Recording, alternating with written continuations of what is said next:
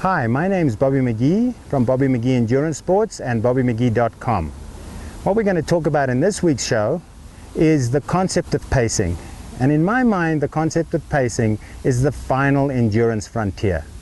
Every world record set on the track from 1,500 meters up and all the way up to the marathon, which is not a track event. Running 26 miles around the track would be craziness. Some people do it. Is that concept of the more even your pace can be, the higher the likelihood you're going to run the speed that you are capable of. Pacing is a really, really difficult art, because what happens is when we start to run, we feel fresh, and our R.P.E, which is our rate of perceived exertion, is very low. And so it's very easy to start off too fast. Statistical research has shown over and over again that most people do start too fast and then end up having to give back all that time and so much more towards the end of a race.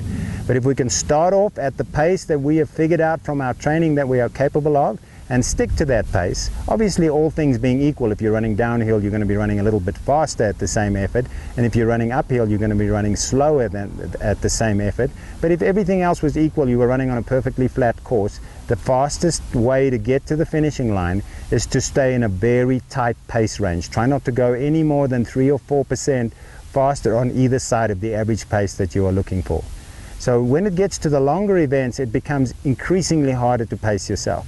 All right, because you might run a 10K or a 5K, and then on a conversion table it shows that you are capable of running X for a half marathon or Y for a marathon, but you don't have the training, you don't have the volume, and most of all, you don't have the experience as to how much you need to slow down to run those longer races. And so pacing is something that every run that you take, you should practice. An example of pacing that I use with my athletes is have them run 1,000 meters. So we're sitting in the middle of a 400-meter track here. That is 10 100-meter sections. And I try and have the athletes run faster for every 100-meter section. All right, so they're going to run 2.5 times around the track, and they're going to measure each 100 meters. And they're going to see if they have at least 10 gears in their transmission. They're going to keep trying to change gears.